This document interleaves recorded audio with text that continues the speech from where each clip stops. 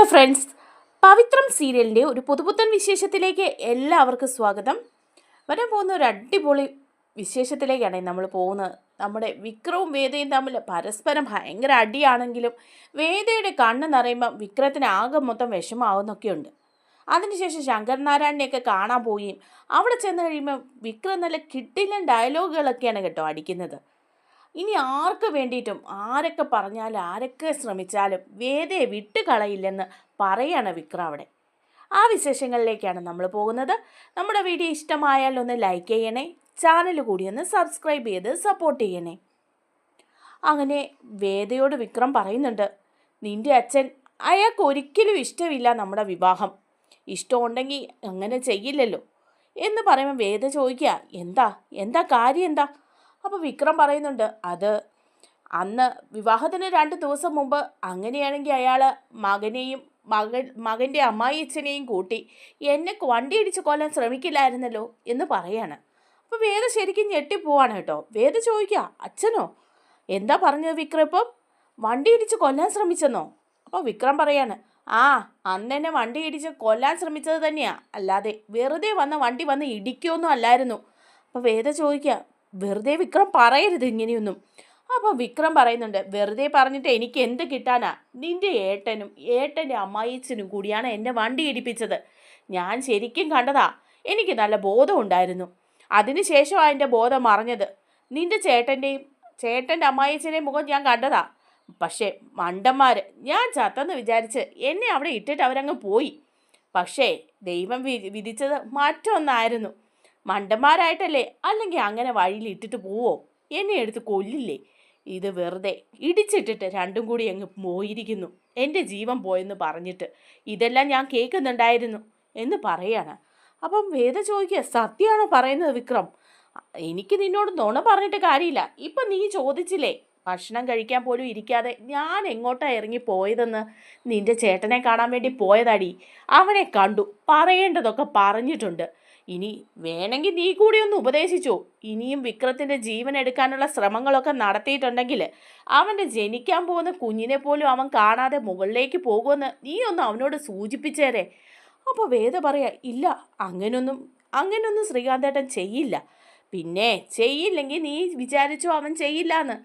അപ്പോൾ പിന്നെ വേദ പറയാണ്, ഇനി ശ്രീകാന്തേട്ടൻ അങ്ങനെ എന്തെങ്കിലും ചെയ്തിട്ടുണ്ടെങ്കിൽ തന്നെ അച്ഛൻ അതിന് ഉത്തരവാദി ആയിരിക്കില്ല. അച്ഛൻ അറിഞ്ഞിട്ടായിരിക്കില്ല ഏട്ടൻ അങ്ങനെയൊക്കെ ചെയ്തിരിക്കുന്നത്. അപ്പം വിക്രം പറയണം, പിന്നെ നിൻ്റെ അച്ഛൻ അറിയാതെയല്ലേ നിൻ്റെ ഏട്ടൻ ഇതൊക്കെ ചെയ്യുന്നത്? നേരത്തെ തന്നെ നിൻ്റെ അച്ഛൻ ഏട്ടനും കൂടെ കൂടിയിട്ടല്ലേ എന്നെ ഉപദ്രവിക്കാനായിട്ട് ശ്രമിച്ചത്. ഇപ്പം പിന്നെ അങ്ങനല്ലെന്ന് പറഞ്ഞാൽ പിന്നെ എങ്ങനെയാ വിശ്വസിക്കുക? നിൻ്റെ അച്ഛൻ അറിഞ്ഞ് ഏട്ടനും അയാളുടെ അമ്മായച്ചനും കൂടി എന്നെ കൊല്ലാൻ നോക്കി. സാരില്ല, വിക്രത്തിന് ആയുസ് ബാക്കിയുള്ളതുകൊണ്ടേ ഇങ്ങനെ പോയി. പിന്നെ നീ ഒരു കാര്യം മനസ്സിലാക്കിക്കോ, ഞാനേ ഒരു നിമിഷം ഒന്ന് പറഞ്ഞാൽ മതി, നിൻ്റെ ഏട്ടൻ്റെ കഴുത്തറുത്തിട്ട് വന്ന് പോലീസ് സ്റ്റേഷനിൽ പോയി ഹാജരാവാനുള്ള ആൾക്കാർ എൻ്റെ കൂടെയുണ്ട്. വേണ്ടത് ഞാൻ വിട്ടതാ. ഇനിയും അയാൾ ഇങ്ങനെയുള്ള പണിക്കൊക്കെ തുനിഞ്ഞു കഴിഞ്ഞാൽ ഉണ്ടല്ലോ. അതുപോലെ തന്നെ നിൻ്റെ അച്ഛൻ സ്റ്റെപ്പേന്ന് വീണെന്ന് പറഞ്ഞില്ലേ, അത് വെറുതെ വീണതാണെന്നാണ് എനിക്ക് തോന്നുന്നത്. നിൻ്റെ വിവാഹം മുടക്കാൻ വേണ്ടി അവർ കളിച്ചൊരു നാടകം തന്നെയാണ്, അല്ലാതെ ശരിക്കും വീണിട്ടൊന്നും ഉണ്ടാവില്ല എന്നൊക്കെ ഇങ്ങനെ വേദയോട് പറയാ. അപ്പോൾ ഇതൊക്കെ കേൾക്കുമ്പോൾ വേദയ്ക്ക് ആകപ്പാടെ ഒരു മനപ്രയാസമൊക്കെ ആവുകയാണ് കേട്ടോ. എന്നിട്ട് വേദ കരഞ്ഞുകൊണ്ട് ഇങ്ങനെ കിടന്നുറങ്ങുകയാണ്. എന്നിട്ട് വേദ മനസ്സിലിങ്ങനെ വിചാരിക്കുന്നുണ്ട് കേട്ടോ, ഇനിയിപ്പം വിക്രത്തിനെ കൊല്ലാനായിട്ട് അച്ഛൻ പറഞ്ഞിട്ടുണ്ടാവും ഏട്ടനോട്. അതൊന്ന് ചോദിച്ചിട്ട് തന്നെ ബാക്കി കാര്യം. ഇതെല്ലാം ഒരു നാടകമായിരുന്നോ? അന്ന് അച്ഛൻ്റെ വീഴ്ച പോലും ഒരു നാടകമാണോ എന്ന് എനിക്ക് തോന്നുക. ഇല്ല, അച്ഛൻ അങ്ങനെയൊന്നും ചെയ്യില്ല. അച്ഛൻ അറിയാതെ ആയിരിക്കും ചിലപ്പോൾ ശ്രീകാന്തേട്ടൻ. എന്തായാലും അവിടെ ചെന്ന് ഇക്കാര്യങ്ങളൊക്കെ ഒന്ന് ചോദിച്ചിട്ടേ ബാക്കി കാര്യമുള്ളൂ എന്ന് വേദ വിചാരിക്കുകയാണ്. അതിനുശേഷം നേരം വെളുക്കുമ്പോഴേക്കും കൂർക്കം വലിക്കുകയാണ് കേട്ടോ വിക്രത്തിൻ്റെ വായിലാണെങ്കിൽ ഇങ്ങനെ ഉപ്പൊക്കെ കെട്ടിത്തൂക്കിയിടുകയൊക്കെ ചെയ്യുന്നുണ്ട്. അപ്പോൾ വേദയുമായിട്ട് നേരം വെളുക്കുമ്പം വെള്ളം എടുത്ത് വേദയുടെ മേത്തേക്ക് ഒഴിക്കുന്നൊക്കെയുണ്ട് വിക്രം. അങ്ങനെ അവർ ഭയങ്കര റൊമാൻറ്റിക്കായിട്ട് അടിപൊളിയായിട്ട് പോവാണ് കേട്ടോ. അതേസമയം 2 പേരും കീരിയും പാമ്പുമാണ്. പിറ്റേ ദിവസം രാവിലെ ആകുമ്പം തന്നെ വേദ റെഡിയാവുകയാണ്. അപ്പോൾ കമല ചോദിക്കുന്നുണ്ട്, എന്താ വേദേ, എങ്ങോട്ടാ മോള് പോകുന്നത് എന്ന് ചോദിക്കുക.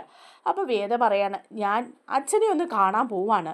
ഇന്നലെ സ്റ്റെയറിൽ നിന്ന് വീണ് വയ്യാതിരിക്കുകയല്ലേ, ഒന്ന് പോയി കാണാൻ തോന്നുന്നെന്ന് പറയാണ്.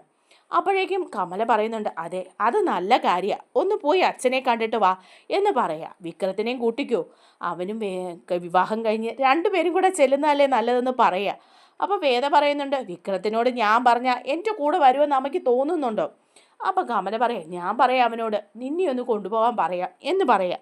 അപ്പോഴേക്കും വിക്രം അങ്ങോട്ട് വരുന്നുണ്ട്. വിക്രത്തിനോട് കമല പറയാണ്, എടാ വിക്രം, വേദയ്ക്ക് അവിടെ അച്ഛനെ ഒന്ന് പോയി കാണണമെന്ന്.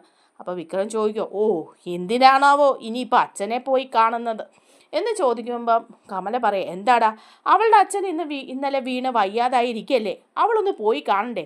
അവൾ മാത്രമല്ല നീയും പോകണം, നിങ്ങൾ രണ്ടുപേരും കൂടി വേണം അങ്ങോട്ട് പോകാൻ. അപ്പോൾ വിക്രം പറയാം, എന്നെയൊന്നും കിട്ടത്തില്ല അങ്ങോട്ട് പോകാൻ, അയാൾ വീണാലും ചാത്താലും ഒന്നും ഞാൻ കാണാൻ പോകുന്നുമില്ല, വേറെ വല്ലോ പണി നോക്ക്, അവൾക്ക് പോകണമെങ്കിൽ അവൾ പോയിക്കോട്ടെ.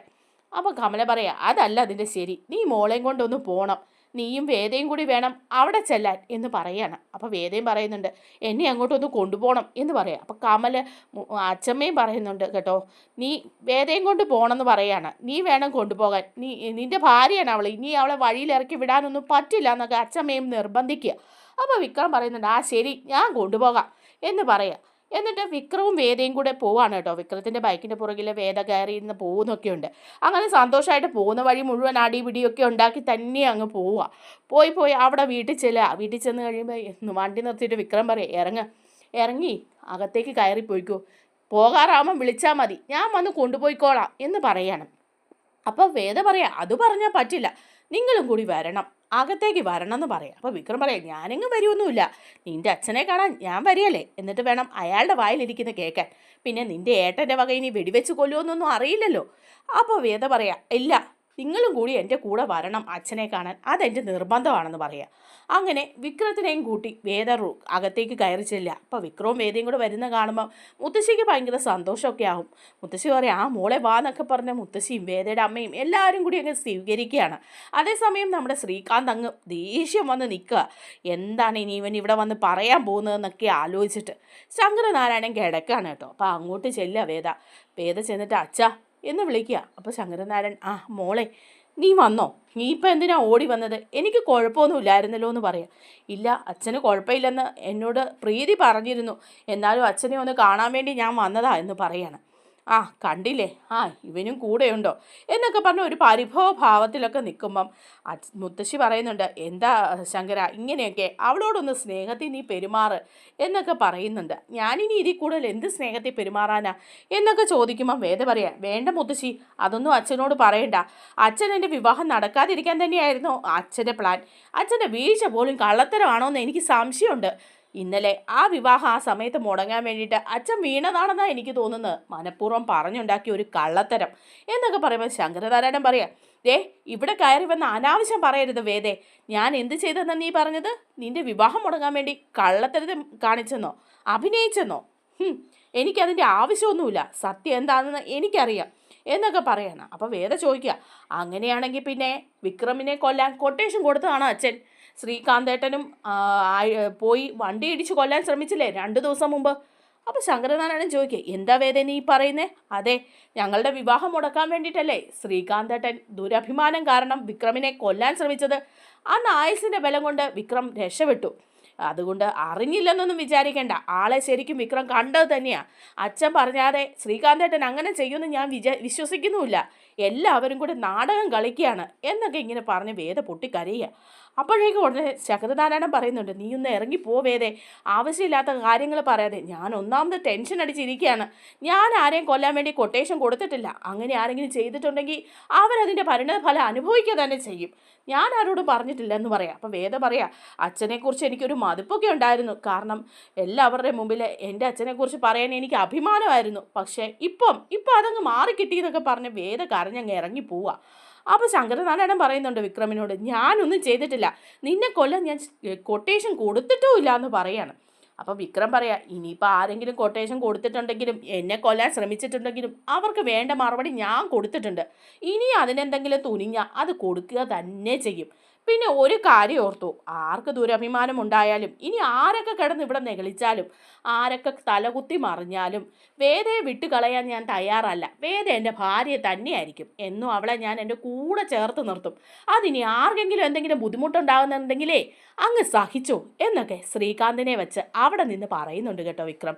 ഇത് കേൾക്കുമ്പോൾ നമ്മുടെ വേദയ്ക്ക് അങ്ങ് സന്തോഷമാവും, മുത്തശ്ശിക്കും ശങ്കരനാരായണനും ഒക്കെ സന്തോഷമാവുന്നുണ്ട്.